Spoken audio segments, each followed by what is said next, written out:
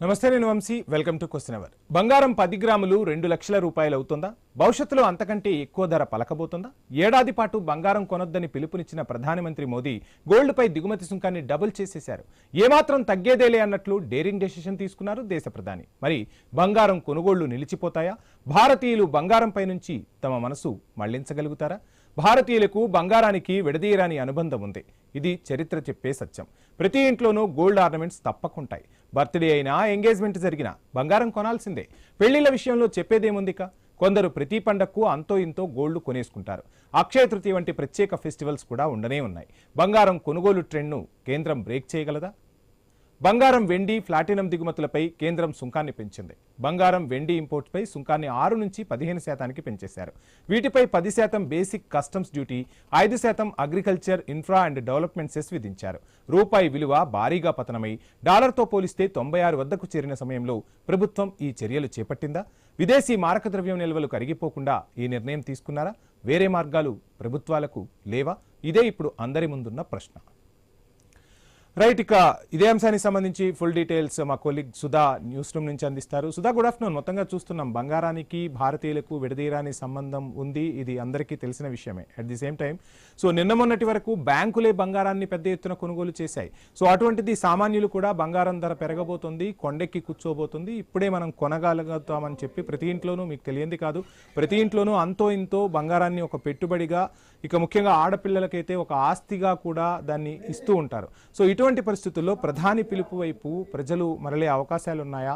అదేవిధంగా ఇప్పుడు ధర పెరుగుతూ ఉంది, రోజు రోజుకు పెరుగుతున్న పరిస్థితుల్లో సామాన్యుడికి ఇక బంగారం అనేది అందని ద్రాక్షగానే మిగలబోతుందా? ప్రధాని నిర్ణయానికి దేశ ప్రజలు ఆమోదం తెలపబోతున్నారా? ఏ విధమైన పరిణామాలు జరగబోతున్నాయి అనుకోవచ్చు? ఏంటి మీ analysis? Right Vamshi, good afternoon. So మనం చూసుకుంటున్నట్లు భారతదేశం ఒక క్లిష్టమైనటువంటి ఆర్థిక వ్యూహానికి అయితే సిద్ధమవుతుంది. ఇటు దిగుమతి సుంకాలకి సంబంధించి కూడా 6 నుంచి 15% పెరిగింది. అంటే బంగారం దిగుమతులకి సంబంధించి, అదేవిధంగా ఆర్నమెంట్స్, బంగారం, వెండి, ప్లాటినం, వీటికి సంబంధించి దిగుమతులకి కళ్ళెం వేయాలని కేంద్రం అయితే భావిస్తుంది. ప్రధాని మోదీ పిలుపు మేరకు 1 సంవత్సరం పాటు, 1 ఇయర్ పాటు ప్రజలెవరూ కూడా బంగారాన్ని కొనుగోలు చేయొద్దు అంటున్నారు. సో ఇది ఎంతవరకు సాధ్యం అనే విషయానికి వస్తే, మన భారతీయులకి బంగారానికి చాలా విడదీయరాని బంధం ఉందనే చెప్పాలి. ఎందుకంటే ప్రతి ఒక్క చిన్న అకేషన్స్ కి కానీ, ఇప్పుడు అనుకున్నట్లు పెళ్లిళ్లలో బంగారం కొనడం, లేదంటే పెళ్లికి వెళ్ళేటప్పుడు చుట్టాలు కూడా బంగారాన్ని పెడుతూ ఉంటారు. అదేవిధంగా ఒక ఫంక్షన్ జరుగుతున్నప్పుడు కానీ, లేదంటే బర్త్డే పార్టీస్ కి సంబంధించి కానీ, బర్త్డే పిల్లల కోసం గిఫ్ట్స్ కొనడం కానీ, ఇలా ప్రతి ఒక్క చోట కూడా బంగారం కొనుగోలు అనేది ఉంటానే ఉంది. ఇప్పటి వరకు చూసుకుంటే ఇప్పటికీ 1,50,000, 1,60,000 వరకు బంగారం వెళ్ళినప్పటికీ కూడా బంగారం అనే మార్కెట్ లో ఎక్కడా తగ్గుదల అనేది రాలేదు. అదేవిధంగా ఇప్పుడు కూడా ఇంకాస్త ఇటు దిగుమతి సుంకాలు పెంచినప్పటికీ కూడా ఏ విధంగా ఉండబోతుంది? ఇటు బంగారం 2 లక్షల వరకు కూడా చేరే అవకాశం ఉందని అయితే ఇటు నిపుణులు చెబుతున్నారు. ఒకవేళ 2 లక్షల మార్కెట్ ని తాకినా ఇటు ప్రధాని మోదీ పిలుపు మేరకు ఎంతవరకు బంగారం కొనడాన్ని ఆపుతారు, ఈ అనిశ్చితిని ఎంతవరకు కంట్రోల్ చేస్తారు అనేది ఇక్కడ మనకి ప్రధాన ప్రశ్నగా మారింది. మనం పండగల సమయంలో కూడా బంగారాన్ని కొంటూనే ఉంటాం. ఇప్పుడు 2 లక్షల వరకు దాటితే ఇప్పటికీ అది సాధారణ మధ్యతరగతి ప్రజలకి బంగారం అనేది ఒక కొనలేని వస్తువుగానే మారిపోయింది. ఎందుకంటే 1 గ్రాము కొనాలన్నా సరే 20,000 పెట్టాలంటే అది అందరి ద్రాక్షగానే మారింది.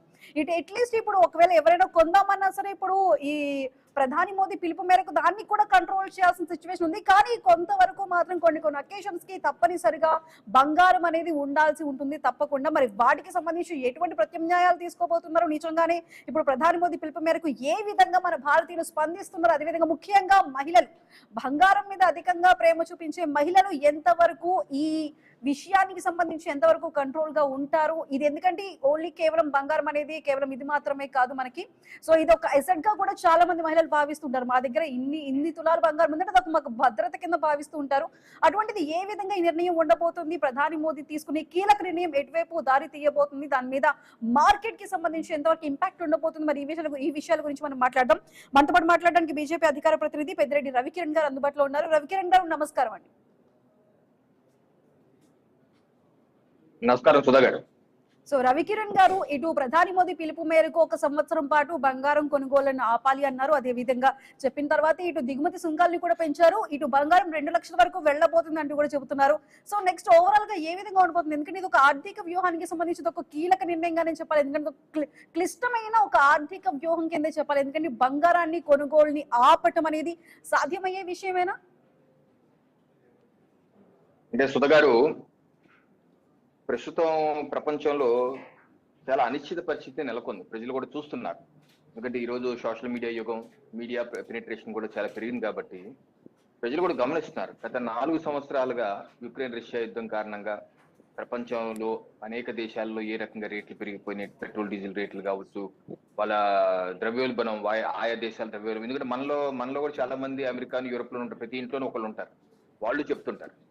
పైపెచ్చు గత 2 మాసాల పైచి 2.5 మాసాలుగా గల్ఫ్ యుద్ధం అయితే ఇరాన్, ఇజ్రాయెల్, అమెరికా మధ్య యుద్ధం స్టార్ట్ అయిందో దాని ప్రభావం ప్రపంచ దేశాలుగా మీద ఇంకా ఎక్కువగా ఉంది. దాని మీద బంగారం మీద ఉంది, ఫ్యూల్ మీద ఉంది. ఇప్పుడు ఈ 2 మాసాల్లోనే అమెరికాలో 50% వరకు ఫ్యూల్ రేట్స్ పెంచేశారు. జర్మనీలో అయితే 40% పెంచేశారు. చైనాలో 10%. అసలు పెంచని దేశం అంటూ ఏమి లేదు, భారతదేశం తప్పితే. ఇక్కడ మనం రేట్లు పెంచట్లేదు, ఫ్యూల్ రేట్లు పెంచట్లేదు. అలాగే బంగారం రేట్లు కూడా గత సంవత్సరం కాలంగా విపరీతంగా ఇదే సమయంలో సుధా గారు 10 గ్రాముల బంగారం గత సంవత్సరం ₹1,00,000 ఉంది. ఈరోజు 1,50,000 అయిపోయింది. మన దిగుబడి సంవత్సరానికి ఇంపోర్ట్స్ దిగుమతి సుమారుగా 800 టన్నులు, 700 నుంచి 800 టన్నులు సంవత్సరం చేస్తున్నాం. దీని యొక్క ఖర్చు మన విదేశీ మారకాన్ని వాళ్ళకి ఇస్తాం. మన దగ్గర ఉన్నటువంటి ఇప్పుడు ఈరోజు యాజ్ ఆఫ్ నౌ అయితే మన దగ్గర $700 బిలియన్ ఉన్నాయి. అయితే ఎప్పుడైతే మనం దిగుమతి చేసుకుంటామో, ఎక్కువ దిగుమతులు చేసుకుంటే మన దగ్గర ఉన్న డబ్బులు వెళ్ళిపోతాయి. తక్కువ దిగుమతి చేసుకోవాలి, ఎక్కువ ఎక్స్పోర్ట్ చేయాలి. అప్పుడు మన దగ్గర విదేశీ మారక నిల్వలు ఉంటే భవిష్యత్ అవసరాలు కూడా మనకి పనికొస్తాయి.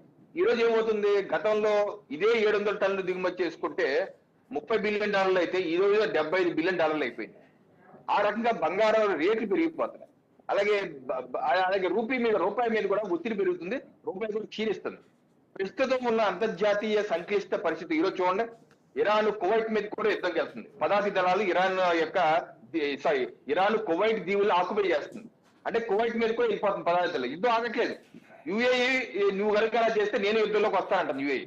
సో ఇది చిలికి గాలి వల్ల ఇంకా పెద్దదయ్యి రావణ కష్టం అయిపోతే భవిష్యత్తులో మనకి ఇబ్బందులు వస్తాయి. మన దేశానికి కూడా ఎక్కడో ఇది జరుగుతుంది, ప్రపంచ కుగ్రామం అయిపోయింది. అందుకని ఆ ఇబ్బందులు మనకు ఉంటాయి.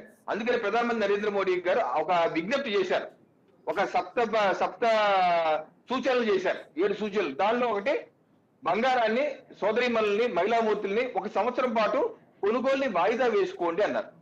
వాయిదా వేసుకోండి, కొంత మానేయని గారు కాదు, వాయిదా వేసుకోండి, 1 సంవత్సరం పాటు వాయిదా వేసుకోండి. ప్రస్తుత అనిశ్చిత పరిస్థితి మనం నెగ్గేసినాక, దీని నుంచి బయటపడ్డాక మళ్ళీ మనం మామూలుగా కొనుగోలు చేసుకోవచ్చు. సో దీనికి మహిళలు కూడా చాలా మంది, నేను కలిసిన మహిళలు సానుకూలంగానే స్పందిస్తున్నారు. ఎందుకంటే మన దగ్గర బంగారం ఉంది కదా, రీసైకిల్ చేసుకున్నాం, కొత్త నగలు ఇది చెరగొట్టి కొత్త నగలు చేయించుకుందాం పోనీ మోడీ గారు చెప్తున్నారు కదా, కొన్ని బంగారం కాకపోతే ఫిక్స్డ్ డిపాజిట్ లో పెట్టుకుందాం, ఆ డబ్బులు వచ్చాక వచ్చే సంవత్సరం మళ్ళీ కొనుక్కుందాం బంగారం. సో ఈ రకంగా పాజిటివ్ గా రియాక్ట్ అవుతున్నారు. అయితే మోడీ గారు చేసిన ప్రకటన తర్వాత గత 2-3 రోజులుగా కొంతమంది ట్రేడర్స్ దిగుమతిగా పెంచేశారు. పెంచేసరికి తప్పని పరిస్థితి. అందుకని ఈ రోజు సుంకాలు పెంచవలసిన పరిస్థితి ఏర్పడింది. సో సుంకాలు పెంచడం కారణంగా కొంతవరకు కంట్రోల్లో వస్తాయి. అలాగే మనం కూడా స్వచ్ఛందంగా, ప్రజలు కూడా స్వచ్ఛందంగా సహకరిస్తారు, మహిళామూర్తులు సహకరిస్తారు. పెట్రోల్ డీజిల్ విషయంలో కూడా ప్రజలు సహకరిస్తే మనం చూస్తున్నాం. కేంద్ర రాష్ట్ర ప్రభుత్వాలు కూడా. ఓకే రవికిరణ్ గారు, మనతో పాటు మాట్లాడడానికి మార్కెట్ అనలిస్ట్ శ్రీరామ్ చంద్రమూర్తి గారు ఉన్నారు. సో శ్రీరామ్ చంద్రమూర్తి గారు నమస్కారం అండి. నమస్తే అండి. సో శ్రీరామ్ గారు, ఇప్పుడు మనం చూసుకుంటున్నట్లయితే ఇంపోర్ట్ సుంకాన్ని కూడా 6 నుంచి 15% పెంచారు. అదేవిధంగా బంగారం ధర కూడా 2 లక్షల వరకు వెళ్ళబోతుంది అంటున్నారు. సో ఇది ఇంపోర్ట్ సుంకం అనేది పెరగటం, అదేవిధంగా బంగారం ధరలు పెరగటం, ఇదంతా కూడా మార్కెట్ మీద ఇంపాక్ట్ ఏ విధంగా చూపించబోతుందండి? మార్కెట్ మీద ఆల్రెడీ చూపించేస్తుంది, అంటే రేట్లు అయితే పెరుగుతున్నాయి. సో ఒక రకంగా ఇప్పుడు 1,60,000 దాకా అయిపోయింది. కాకపోతే ఇంటర్నేషనల్ మార్కెట్ లో ఇంకా కొంచెం ఉంది కాబట్టి 4,700, 800 రేంజ్ లో ఉంది కాబట్టి ఇంకా 1,67,000, 65,000 ఆ రేంజ్ ఉంది. సో ఈ ఏంటంటే అర్థం అవుతుంది ఏంటంటే కేంద్ర ప్రభుత్వం ఇంకా సీరియస్ గా తీసుకుంటే బంగారం మీద కంపల్సరీ తగ్గించాలి. ఎందుకంటే 800 టన్స్ ఎవ్రీ ఇయర్ ఇంపోర్ట్ చేసుకుంటున్నాం. అయితే ఇంకోటి ఏంటంటే ఇక్కడ 2 పాయింట్లు చూస్తే యాక్చువల్ గా క్రూడ్ రేట్ పెరగాలి. ఈ టైంలో యాక్చువల్ గా క్రూడ్ బాగా పెరిగింది కాబట్టి క్రూడ్ పెరగాలి. క్రూడ్ పెరిగితే సామాన్యులు చాలా ఇబ్బందులు పాలవుతున్నారు, ఎకానమీ ఇంకా అస్తవ్యస్తం అయిపోతుందని గోల్డ్ మీద తగ్గించడం బెటర్ అని చెప్పి డెసిషన్ చేశారు. కాబట్టి ఏంటంటే గోల్డ్ తగ్గించడం అనేది ఒక రకంగా బెనిఫిట్. ఎందుకంటే క్రూడ్ పెంచి ఇప్పుడు 20 రూపాయలు యాక్చువల్ గా గోల్డ్ మన పెట్రోల్ పెరిగితే మనంతా కూడా చాలా ఇబ్బంది పడే పరిస్థితి. అలాంటిది దాన్ని పెంచకుండా క్రూడ్ పెంచకుండా గోల్డ్ తగ్గించడం అనేది ఒక రకంగా బెనిఫిట్. కానీ మా మహిళల పాయింట్ ఆఫ్ వ్యూలో కానీ ఇంట్లో అయితే కొంచెం నెగిటివ్ అవ్వచ్చు, కానీ భారతదేశం మొత్తాన్ని చూస్తే కొంచెం పాజిటివ్గానే చూసుకోవచ్చు. ఎందుకంటే ఇవాళ ఇండియా మొత్తం కలిపి ఒక ఫ్యామిలీ అనుకోండి. మనం ఇవాళ క్రైసిస్ని ఇది పార్టీలకు అతీతంగా మనం అర్థం చేసుకోవాలి. ఇప్పుడు బీజేపీ అని కాదు, కాంగ్రెస్ అనుకోవాలి కాదు, మొత్తం అంతా మనం యాజ్ ఎకనామిక్ పర్సన్గా మనకు అర్థమవుతుంది సిచ్యువేషన్ ఏంటి, బయట ఇంకా ఎంత వరస్ట్గా ఉంది. ఇంకా ఏంటంటే ఇండియా కొంచెం బెటర్గా ఉన్నాం. శ్రీలంక కానీ బంగ్లాదేశ్ ఇవన్నీ పెట్రోల్ దాడికి చాలా అయిపోయి అవన్నీ సెలవులు ఇచ్చేసారు. ఇది స్కూల్స్ ఇవన్నీ కూడా. ఇప్పుడు లాస్ట్ 2 months నుంచి చూస్తున్నాం మనం. 1 month అయిపోతుందని ట్రంప్ గారు చెప్పారు. 1 month అయిపోయింది, ఇప్పుడు 2 months కూడా అయిపోయింది. అది ఎప్పుడు తెగుతుందో కూడా తెలియట్లేదు. ఇవాళ అంత పెద్ద సూపర్ పవర్ అమెరికా హార్మోన్ జల్సన్ని రిలీజ్ చేయలేక అలా కూర్చుంది. చేతులు ఎత్తేసింది 1 year నుంచి, 1 month నుంచి. మేము చాలా చాలా గ్రేటెస్ట్ నేషన్ అని చెప్పేవాళ్ళు ఆపేస్తే హార్మోన్ జల్సన్ని ఇంతవరకు విడిపించలేకపోయారు. సో ఆయన చెప్పేది ఏంటి, 90% మొత్తం నాశనం అయిపోయింది ఇరాన్ అంటున్నారు, కానీ ఎక్కడ ఏం అవ్వలేదు. ఇంకా వాళ్ళ డామినేషన్ అలాగే ఉంది అక్కడ. అలాగే గల్ఫ్ కంట్రీస్ కూడా ఏం చేయలేకపోతున్నాయి. 2 నెలలు అక్కడ 800 షిప్లు ఆగిపోయి ఉన్నాయి. 30% మొత్తం వరల్డ్ క్రూడ్ అంతా కూడా అక్కడ ఆగిపోయి ఉంది. 100 కంట్రీలు సఫర్ అవుతున్నాయి. కాబట్టి ఇదంతా ఏంటంటే ఇప్పటికీ తేలేటట్టు లేదు. ఇవాళ రేపు మరి చైనా వెళ్ళి ఏదన్నా పాజిటివ్ న్యూస్ ఇస్తే చైనా ఇంటర్ఫీర్ అయితే కానీ ఏదన్నా కొంత ఇరాన్కి నచ్చేట్టు ప్రయత్నం చేయాలి. ఇస్లామాబాద్లో జరిగిన ఏది కూడా ఇస్లామాబాద్ 2 వైపులా ఎక్కడ కూడా ఒక శాంతి చర్చని చేసే వేదిక కాదనేది అర్థమైపోయింది. అయితే చైనా కానీ పవర్ఫుల్ కంట్రీస్ ఇన్వాల్వ్ అయ్యి ఈ సమస్యను సాల్వ్ చేయాలి పీస్ఫుల్గా. సో వాళ్ళందరూ కూడా వెయిట్ చేస్తున్నారు. అందరి గొంతు మీదకి వచ్చేదాకా ఈ శిష్యన్ ఇది ఉంది. మరి ఐక్యరాజ్య సమితి ఏం చేస్తున్నారు అట్లని క్రూడ్ సాల్వ్ అవ్వట్లేదు కాబట్టి రూపీ ప్రెషర్ పెరిగిపోతుంది. దానివల్ల ఇంపోర్ట్స్ కన్నా ఎక్స్పోర్ట్స్ పెరిగిపోతున్నాయి. ఒక పక్క ఐటీ సర్వీసెస్ అన్ని కూడా మందగమనంలోకి వచ్చాయి. అంతకుముందు ఐటీ సర్వీసెస్ బాగుండేవి. ఇప్పుడు అది కూడా యాంథ్రోపిక్ రాగానే మొత్తం ఏఐటీకి వెళ్ళిపోయి అంత అన్ని మన లీడింగ్ కంపెనీస్ అన్ని కూడా మళ్ళీ బాటమ్ నుంచి స్టార్ట్ అవుతున్నాయి. సో ఇలాంటి సిచ్యువేషన్ చూస్తుంటే ఏ ఇండస్ట్రీ మన వాళ్ళు ఆదుకునే పరిస్థితులు లేదు. కాబట్టి ఆల్టర్నేట్ ఏం లేనప్పుడు ఏం చేయాలంటే ఇంకా ఉన్నదాన్ని తగ్గించాలి. ఇప్పుడు ఇక్కడితో అవ్వట్లేదు. ఇప్పుడు 15% చూస్తున్నారు. ఒక 1 week అయితే ఇప్పుడు వీళ్ళు ఏ స్టేజ్లో తీసుకెళ్తున్నారు అంటే కంపల్సరీ గోల్డ్ మీద ఇన్కమ్ ట్యాక్స్ కూడా వేస్తారు. గోల్డ్ కౌంటింగ్ ఎంత చేస్తారు. మీ దగ్గర ఇప్పుడు కోర్టులో ఉన్నా కానీ మీరు గోల్డ్ కొనలేని పరిస్థితి అయితే తీసుకురావడానికి గ్యారంటీ జరుగుతుంది. ఎందుకంటే గోల్డ్ కంపల్సరీ ఆపాలి. కనీసం 50% ఆపినా 400 tons మనకి సేవ్ అయినా కానీ ఎకానమీ చాలా రివైవ్ అవుతుంది. కాబట్టి ఇదేంటంటే మనకి ఫస్ట్ స్టెప్ 2 days బ్యాక్ ఇమీడియట్గా చేశారు. నెక్స్ట్ ఇలా సివియర్గా ఇదైతే యాక్టివిటీస్ అయితే జరుగుతుంటాయి.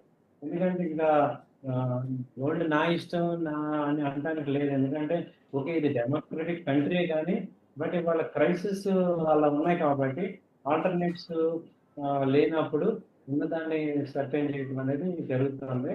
సో ఇవేంటంటే ఇప్పుడు మనకి ఇప్పటిదాకా మన నిన్న మొన్నటి దాకా జరిగే సిచ్యువేషన్ ఏంటి, ప్రధానమంత్రి గారు అప్పీల్ చేశారు. ఇది నిజమా కాదా అని విన్నాము. ఇవాళ మార్నింగ్ అర్ధరాత్రి నుంచి డైరెక్ట్ ఇంప్లిమెంట్కి వెళ్ళిపోయారు. నెక్స్ట్ ఒక 4-5 రోజుల్లో మీ దగ్గర ఎంత బంగారం ఉంది కౌంటింగ్ అవుతుంది. దీంతో రిస్ట్రిక్షన్ ఉండాలి. ఇప్పుడు pan card, Aadhaar card, mobile number అంతా లింక్ అప్ కాబట్టి ఎంత ఉందనేది కూడా తేలిపోతుంది. సో ఇంతకు మించి మెయింటైన్ చేయకూడదు.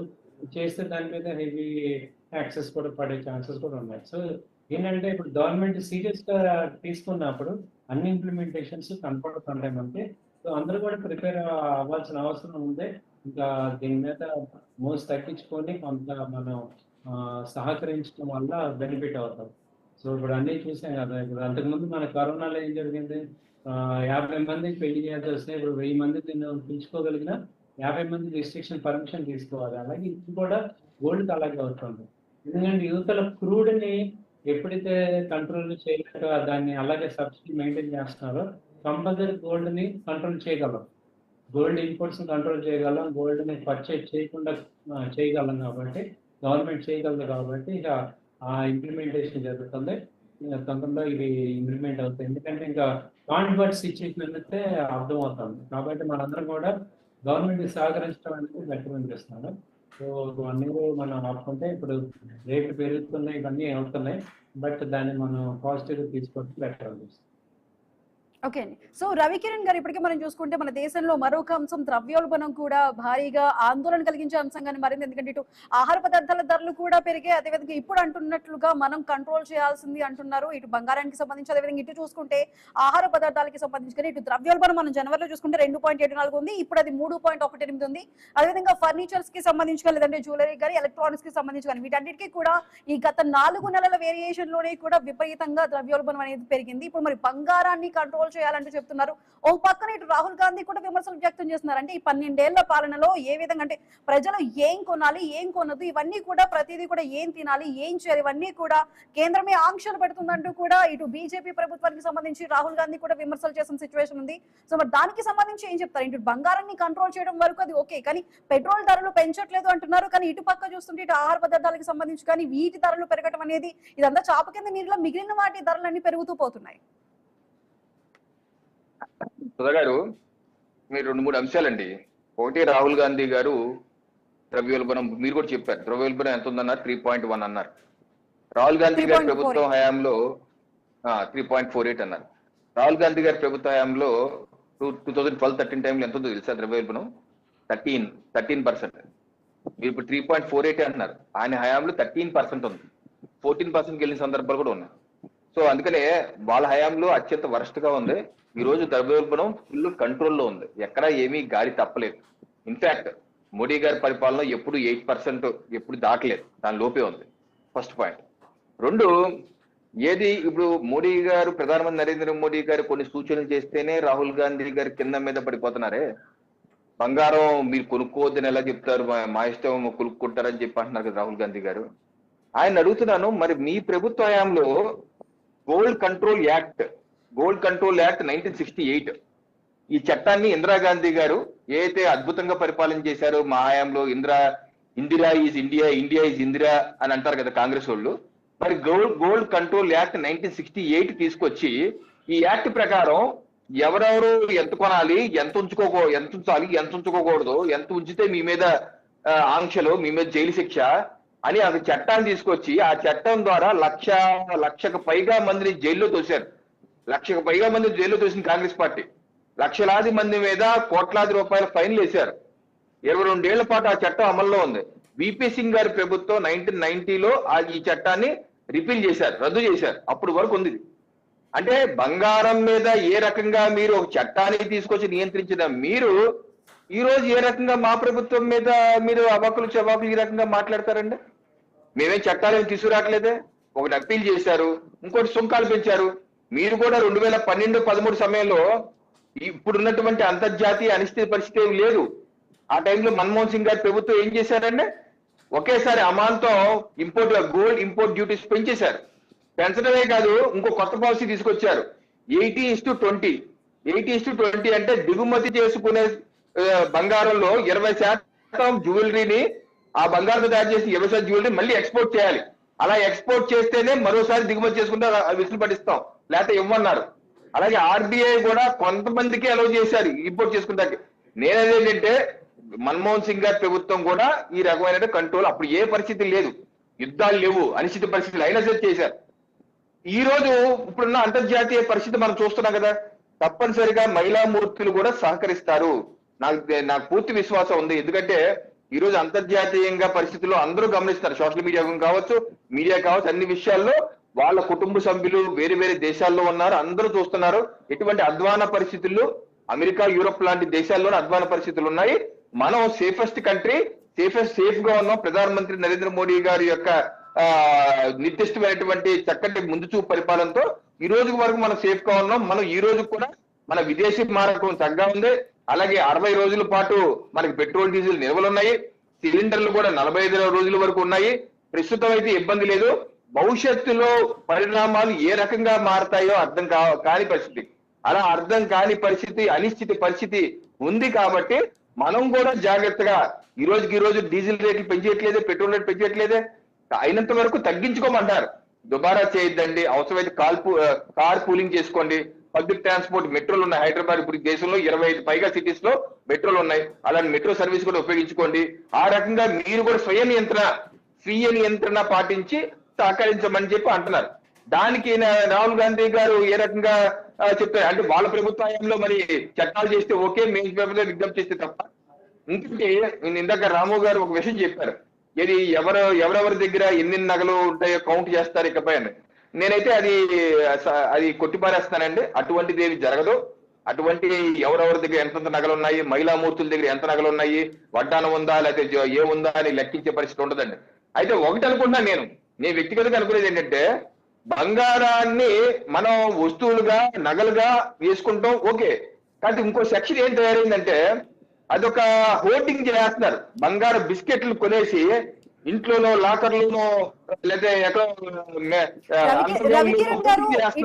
రవికిరణ్ గారు ఇటు ప్రధాని మోదీ చెప్పిన విధంగా ఇటు బంగారం కొనుగోలు అనేది ఆపండి ఒక సంవత్సరం పాటు అనేది, ఇది ఎవరికి వారు స్వతహాగా తీసుకునే అంశంగా వదిలేస్తారా, లేకపోతే దీని మీద ప్రభుత్వం ఏదైనా ఆంక్షలు విధించబోతుంది? అంటే బంగారం ఒకవేళ కొనాల్సి వచ్చినా ఇంత మేరకు మాత్రమే కొనాలి అంటూ బంగారం కొనుగోలుకు సంబంధించి అధికారికంగా ఆంక్షలు వేయబోతుందా, లేదంటే స్వతహాగా కట్టుబడికి సంబంధించి ఎవరికి వారి అభిప్రాయం ప్రకారం వదిలేయబోతుందా? నేను అదే ఎక్స్ప్లెయిన్ చేస్తాను. గతంలో నేను చూపించిన చట్టం గోల్డ్ కంట్రోల్ యాక్ట్ 1968 లో ఈ రకంగా చేయబోయారు. చేస్తే 22 ఏళ్ల పాటు ఏమైంది, మన చిన్నప్పుడు సినిమాలు ఏ రకంగా ఉండేవి, గోల్డ్ స్మగ్లింగ్ సినిమాలే, డాన్ సినిమా, యుగంధర్, ఎన్టీఆర్ గోల్డ్ స్మగ్లింగ్ సినిమా. ఎందుకని గోల్డ్ స్మగ్లింగ్ పెరిగిపోయింది. గోల్డ్ స్మగ్లింగ్ పెరిగిపోయి అనేకమైన ఎప్పుడు ఎవరి మీద దాడి చేస్తారో తెలియదు, జైలు పాలు ఏదో చెప్పి జైలు పాలయ్యారు. సో నేనే అటువంటి పరిస్థితులు రావు, అటువంటి వ్యవహారాలు ఈ ప్రభుత్వం, నరేంద్ర మోడీ గారి ప్రభుత్వం చేయదు. కాకపోతే ఒకటేంటంటే, ఏదైతే గోల్డ్ ని బార్స్ రూపంలో కడ్డీలుగా ఏదైతే స్టాక్ చేస్తున్నారు, అలాంటి స్టాక్ చేసి నల్లధనాన్ని ఆ రకంగా స్టాక్ చేసే ప్రయత్నం చేస్తున్నారు. దాన్ని వెలికి తీసే ప్రయత్నం అయితే చెయ్యాలి. అంతేగాని మహిళా మూర్తులు ఎంత కొనాలి, అంత కొనాలి, ఎంత ఉందో లెక్క చెప్పండి, మీ లాకర్లు ఓపెన్ చేయండి, ఎంత ఉందో చెప్పండి, ఇటువంటి పరిస్థితులు ఏమి ఉండవండి. ఈ దేశ ప్రజలు ప్రధానమంత్రి నరేంద్ర మోడీ గారు చేసిన విజ్ఞప్తికి స్పందిస్తున్నారు. తప్పనిసరిగా ఆ రకంగానే ముందుకు వెళ్తాం. ఎక్కడ వాళ్ళ మీద విపరీతమైన ప్రజల మీద విపరీతమైన ఆంక్షలు పెట్టే అవకాశం గానీ ఆలోచన గానీ ఈ ప్రభుత్వానికి లేదు. అయితే ఇంపోర్ట్ డ్యూటీస్ పెంచడం తగ్గించడం ఇది ప్రభుత్వ పరిపాలనలో భాగం అండి. 2024లో కూడా 15% ఉంది. రాము గారు తెలిసే ఉంటది, అనలిస్ట్ కాబట్టి. 2024లో 15% ఉంది. 2024 బడ్జెట్ లో దాన్ని 6% పెంచారు. అంతకు ముందు 10 ఉండేది. అలా ఇందాక నేను చెప్పినట్టు 2012-13లో కూడా దాన్ని 10% పెంచారు. సో ఇంపోర్ట్ డ్యూటీస్ పెంచడం తగ్గించడం జరుగుతుంది. అయితే ఇంకో సమస్య వస్తుందంటే, ఇంపోర్ట్ డ్యూటీస్ పెంచితేనండి స్మగ్లింగ్ చేసే అవకాశం పెరుగుతుంది. సో అందుకని ప్రభుత్వం కూడా సచేతులై అటువంటి స్మగ్లింగ్ చేసే అవకాశం లేకుండా, ఇన్ఫార్మల్ ఎకానమీ రొటేట్ అవ్వకుండా కట్టుదిట్టమైన చర్యలు అయితే తీసుకోవాలి. ఆ రకంగా చేసినట్లయితే మనకు చక్కటి ఫలితాలు వస్తాయండి. తప్పనిసరిగా ఆడపడుచులు, మహిళామూర్తులు తప్పనిసరిగా ఈ దేశ ప్రధానమంత్రి నరేంద్ర మోడీకి ఇచ్చిన పిలుపుకి సహకరిస్తారు. నాకు 100% విశ్వాసం వారి మీద ఉన్నది. ఓకే అండి. సో శ్రీరామ్ గారు, ఇప్పటికే ఇది విదేశీ మారక ద్రవ్య నిల్వలు కరిగిపోకుండా ఇటువంటి చర్యలు తీసుకుంటున్నాం, బంగారం కొనుగోలుని ఆపాలి అంటూ కూడా పిలుపునిస్తున్నాం అంటున్నారు. సో మరి దీనికి సంబంధించి వేరే మార్గాలు ఏమైనా ఉన్నాయా, లేదంటే కేవలం బంగారం కొనుగోలుని ఆపినంత మాత్రాన దీనికి సంబంధించి రిజల్ట్ మనకు కనిపిస్తుందంటారా? ఇది యాక్చువల్ పాయింట్ అండి. ఇప్పుడు యాక్చువల్ గా మనము బంగారాన్ని కొంత తగ్గించడం ద్వారా విదేశీ మారకం పెంచడం అనేది ఒక పాయింట్. యాక్చువల్గా దానికి ఒక పాయింట్. యాక్చువల్గా ఏం చేయాలి, ఎఫ్ఐఎస్ ఎలా అట్రాక్ట్ అవ్వాలి? అందరూ ఇప్పుడు లాస్ట్ 1 year నుంచి ఎఫ్ఐఎస్ సెల్లింగ్ వెళ్ళిపోతాను, ఈక్విటీ మార్కెట్స్ తగ్గిపోతున్నాయి. సో రిటర్న్ ఆన్ అసెట్ మీద ఏమీ రావట్లేదు. సో ఇప్పుడు దాన్ని అట్రాక్ట్ చేయడానికి ఏం చేయాలి అనేది ప్రాసెస్ మెయిన్గా చూడాలి. మెయిన్ అసలు ఫారెన్ ఇన్వెస్ట్మెంట్ ఎందుకు వెళ్ళిపోతుంది, సో ఫారెన్ ఇన్వెస్ట్మెంట్ రావడానికి ఏం చేయాలి, సో మనకి ఎక్కడ మౌలికంగా ఏం చేయగలగాలి, అవి కూడా మెయిన్ చూసుకోవాలి. ఇప్పుడున్న పరిస్థితి అన్సర్టనిటీ ఉన్నా కానీ మనం ట్రేడ్ యూరోపియన్ యూనియన్తో డీల్ అయింది, అలాగే అమెరికాతో డీల్ అయింది, అంతా అయినాయి కానీ మెటీరియలైజ్ అవ్వట్లేదు. సో అవి ఫాస్ట్గా మెటీరియలైజ్ అయ్యి, అలాగే ఎన్ఆర్ఐస్ మనకి అంతకుముందు మనీ పంపించేవాళ్ళు, అంటే డాలర్స్ మనకి ఎక్కువ వచ్చే ఆపర్చునిటీస్ ఏమున్నాయో అవన్నీ కూడా మనం మళ్ళీ అట్రాక్ట్ చేయాలి. At the same time gold ఎందుకంటే మాట్లాడినా ఈ 4-5 పాయింట్లు కూడా మనకి మెయిన్ వీటి మీద ఎక్కువ ఫోకస్ చేయడం ద్వారా మనం అంతర్జాతీయంగా ఇండియా స్టేబుల్ గా ఉంది, ఎక్కడ కూడా ఇండియా బ్యాక్ అవ్వట్లేదు, లేదు, కాన్ఫిడెన్స్ ఇవ్వాలి. ద్వారా మనకి మళ్ళీ నార్మల్ డేస్ ఛాన్స్ ఉంది. ఓకే శ్రీరామచంద్రమూర్తి గారు, థ్యాంక్ యూ సో మచ్ అండి. రవికిరణ్ గారు, థ్యాంక్ యూ సో మచ్ అండి. సో మనం చూస్తున్నట్లు ఇటు కేంద్రానికి సంబంధించి విదేశీ మారక ద్రవ్యం నిలువలకి సంబంధించి ఇటు కేంద్రం కొన్ని కీలక నిర్ణయాలు తీసుకోబోతుంది. ఒక క్లిష్టమైనటువంటి ఆర్థిక వ్యూహాన్ని అయితే అమలు చేయబోతుంది. మరి ఏ విధంగా ఉండబోతుంది? బంగారం కొనుగోలుకి సంబంధించి 1 సంవత్సరం పాటు కూడా కంట్రోల్ చేయండి, సో బంగారం కొనుగోలుని ఆపండి అంటూ కూడా ప్రధాని మోదీ పిలుపునిచ్చిన నేపథ్యంలో ఏ విధంగా ఉండబోతుంది? ఇప్పటికే బంగారం ధర 2 లక్షల వరకు చేరుకుంది. అదేవిధంగా దిగుమతి సుంకాలు కూడా పెరిగాయి. సో నెక్స్ట్ ఇంకాస్త బంగారం ధరలు పెరగబోతున్నాయా, లేకపోతే ఏ విధంగా ఉండబోతుంది? మరి ఈ అంశాలు అయితే చూడాల్సి ఉంది. ఇది వాళ్ళ క్వశ్చన్ ఎవరికి వాచింగ్.